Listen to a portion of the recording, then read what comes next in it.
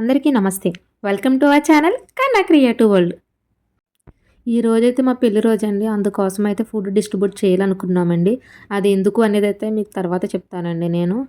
మా వారైతే వెజిటేబుల్స్ అన్నీ కట్ చేస్తున్నారు ఫుడ్ ప్రిపరేషన్ కోసం. మా పాప అయితే బాగా కోఆపరేట్ చేస్తుందండి. మంచిగా కూర్చుంది.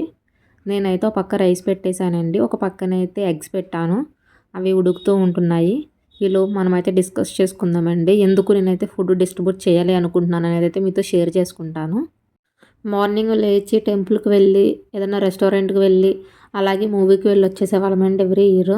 బట్ ఈసారి అయితే అలా చేయకూడదు అనిపించింది నాకు. మనం మూవీకి వెళ్తాం, ఎంజాయ్మెంట్ అన్నది మనకి ఆ 3 అవర్స్ మాత్రమే ఉంటుంది. ఇలా ఏదైనా స్పెషల్గా చేస్తే అది మనకి ఇయర్ మొత్తం ఉంటుందండి. చాలా హ్యాపీగా కూడా అనిపిస్తుంది. మా వారు కట్ చేస్తుంటే మా పాప అయితే మంచిగా కోఆపరేట్ చేస్తుందండి మాకు. ఎప్పుడు మేము ఏ వర్క్‌లో బిజీగా ఉన్నా సరే మా పాప అయితే బాగా కోఆపరేట్ చేస్తుందండి. హాయ్ చెప్పు భవి అని అడిగితే హాయ్ చెప్తుందండి. మా వారు అండ్ మా ఆడపడుచు అయితే వెజిటబుల్స్ కట్ చేస్తున్నారు. ఈలోపు నేను ఎగ్స్ అయితే ఉడకబెట్టేసానండి. అవి చల్లారుతున్నాయి పక్కన. ఈలోపు స్వీట్ ప్యాక్ చేద్దామని చెప్పి సోన్ పాపిడి స్వీట్ అయితే ప్యాక్ చేస్తున్నానండి. మరి ఎక్కువ మందికి అయితే ఇవ్వలేములేండి. అందుకని ఒక 25 మెంబర్స్ వరకు అయితే ఇవ్వాలి అనుకున్నాము.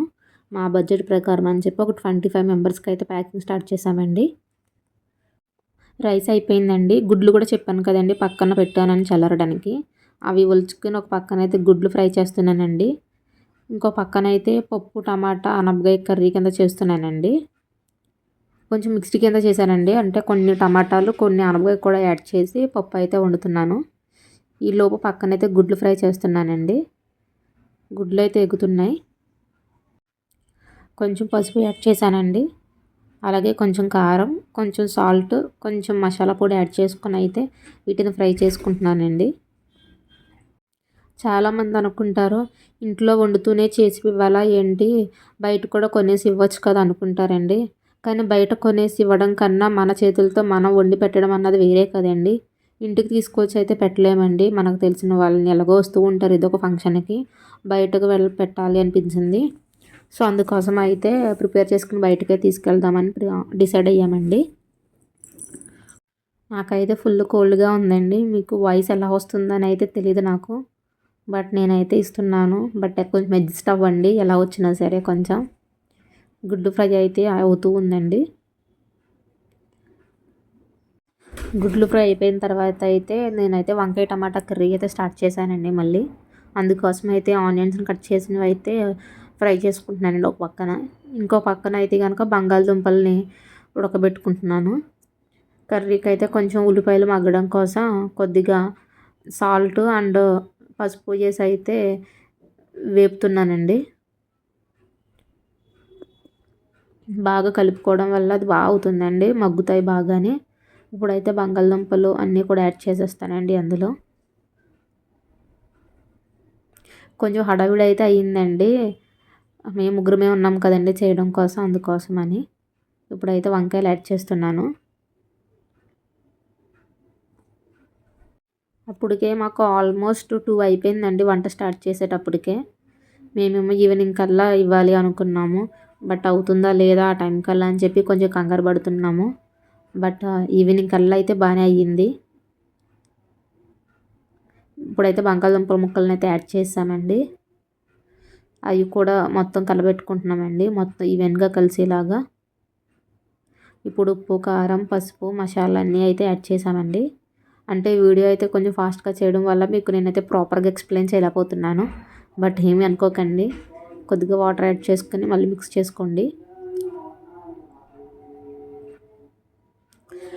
ఇప్పుడైతే వంటలన్నీ అయిపోయినాయండి. ఫైనల్గా అయితే ఒక స్వీట్, రైస్, ఎగ్ ఫ్రై, ఇంకా పప్పు, ఆనపకాయ కర్రీ, వంకాయ టమాటా అండి.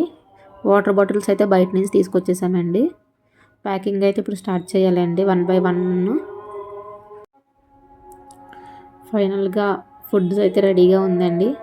ప్యాకింగ్ అయితే ఇప్పుడు స్టార్ట్ చేస్తాము. నాకైతే చాలా హ్యాపీగా అనిపించిందండి వీటిని ఇలా చూడగానే. మేమేమైనా ఇంత ఫాస్ట్గా చేసేసింది అని. టోటల్ అయితే రైస్ అయితే సరిపోతుందో లేదా అని డౌట్ వచ్చి మళ్ళీ ఇంకొంచెం వండానండి. మళ్ళీ ఇంకో 2 kgs వండాను వేరే గిన్నెలో. అదైతే ఇక్కడ పెట్టలేదు, వేరే గిన్నెలో అయితే సైడ్ ఉంది. ఇప్పుడైతే ఎగ్ని అయితే పార్సల్ చేస్తున్నానండి.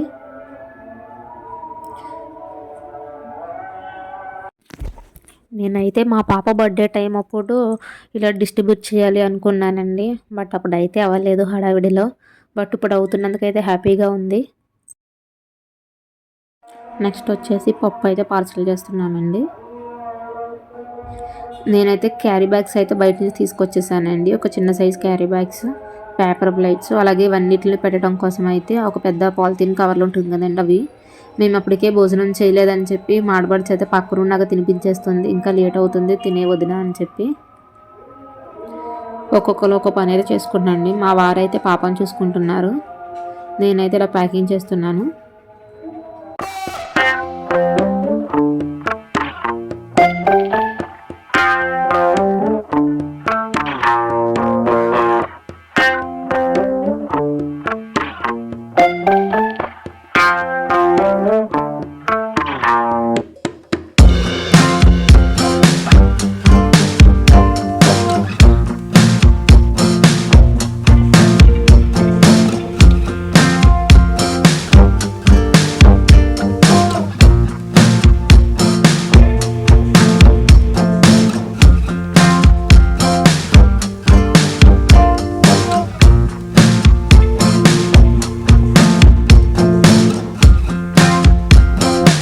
మా వారైతే పాపను పడుకోబెట్టేశారండి. ఇంకా మా ఆడబడుచు కూడా ఫుడ్ తినిపించేసి వచ్చేసిందండి. ఇంకా ముగ్గురం కలిసి అయితే కర్రీ ప్యాకింగ్లో కూర్చున్నాం మళ్ళీ. ఇంకా నేనేమో వేస్తుంటే వాళ్ళిద్దరు ముడి వేస్తూ అన్ని పక్కన పెడుతున్నారు. ఇలా నలుగురు కలిసి చేసుకోవడం వల్ల ఏ పనైనా సరే చాలా ఈజీగా అవుతుందండి. రైస్ అయితే మేమైతే ఏమనుకున్నామంటే మామూలుగా కవర్లో కట్టేద్దాం అనుకున్నామండి. ఫుడ్ వేడిగా ఉంటుంది కదా అని చెప్పి బయట నూడిల్స్, ఫ్రైడ్ రైస్లు ప్యాక్ చేస్తారు కదండి ఫుడ్ కవర్స్, వాటిలో అయితే ప్యాక్ చేయాలనుకున్నాము. కానీ అలా ఇవ్వడం వల్ల మళ్ళీ ఫుడ్ తినడానికి ఇబ్బంది అవుతుందేమో అనిపించి ఇంక న్యూస్ పేపర్స్ తీసుకొని దానిలో వేసి అయితే ఇలా అయితే ప్యాక్ చేస్తున్నామండి. వాళ్ళు వెంటనే కూడా విప్పుకొని అందులోనే తినేయడానికి ఈజీగా ఉంటుందని చెప్పి ఇలా అయితే ప్లాన్ చేసుకున్నాం. మీకు ఎలా అనిపించిందో చెప్పండి. నాకైతే బాగా హ్యాపీగా అనిపించింది. ఇలా నలుగురం కలిసి ఇలా ఈజీగా చేసుకొని నలుగురికి పెట్టడం అన్నది మంచి పని కదండి. ఈ ఫుడ్ అంతటిని అయితే ఒక కవర్లో అయితే ప్యాక్ చేసేస్తున్నామండి. ఫైనల్గా అయితే వీటన్నింటినీ తీసుకుని వెళ్దాము. మేమైతే మన బాలయ్య బాబు గారిది ఉంది కదా, బసవతారకం హాస్పిటల్ ఉంది కదండి, బసవతారకం ఇండో క్యాన్సర్ హాస్పిటల్ అండి అది. ఇది మాకు వచ్చి బంజారా హిల్స్కి జస్ట్ 3 కిలోమీటర్స్ దగ్గరలోనే ఉంటుందండి మా ఇంటి దగ్గరికి అయితే. సో మేమైతే అక్కడికి వెళ్ళి డిస్ట్రిబ్యూట్ చేయాలి అనుకున్నామండి. అందుకోసం ఆల్మోస్ట్ అప్పటికి ఈవినింగ్ 7 అయిపోయిందండి. బయట ఎక్కడైనా జనం ఉంటారో ఉండరో, ఎలా ఇవ్వాలి, దొరుకుతారో లేదో అని అనుకున్నామండి. తర్వాత బసవతారకం హాస్పిటలే కదా, అక్కడైనా కూడా కొంచెం డౌట్ఫుల్గానే వెళ్ళామండి ఉంటారో ఉండరో అని. బట్ అక్కడికి వెళ్ళాకైతే అర్థమైందండి టూ మచ్ ఆఫ్ క్రౌడ్ ఉందండి. మనం ఇలా వెళ్ళి ఫుడ్ ఇవ్వడం స్టార్ట్ చేస్తే ఆటోమేటిక్గా జనం మన దగ్గరికి అయితే వచ్చేస్తూ ఉంటారు. మా ముందే ఒక 2-3 అయితే డిస్ట్రిబ్యూట్ చేస్తూ ఉన్నారండి, ఒక 2-3. నేనైతే ఇంకా ఇవ్వాలి అని అనుకున్నాను కదండి, ఇంకా వీడియోని ఏం క్యాప్చర్ చేయాలనుకోలేదు. బట్ మా వారైతే చిన్న క్లిప్ అయితే తీశారు. జనం అయితే క్రౌడ్ ఒకేసారి దగ్గరికి వచ్చేసడం వల్ల ప్రాపర్గా కూడా తీయడానికి అవ్వలేదండి. చాలా ఫాస్ట్గా అయితే అయిపోయింది. నాకైతే ఇలా డిస్ట్రిబ్యూట్ చేయడం వల్ల చాలా హ్యాపీగా అనిపించింది. మీరు కూడా ఇలా ఏమన్నా చేయాలి అనుకుంటే కనుక ట్రై చేయండి. ఇక్కడైతే చాలామంది ఉన్నారండి పాపం జనం అయితేనే. సో ఎవరైనా ఇవ్వాలనుకుంటే ఇక బసవతారకం హాస్పిటల్ దగ్గరికి వెళ్తే ఇవ్వండి. అక్కడ తీసుకోవడానికి అయితే చాలామంది ఉన్నారు. ఇలాంటి మరిన్ని వీడియోస్ కోసం అయితే నా ఛానల్ సబ్స్క్రైబ్ చేయండి. Thank you for watching.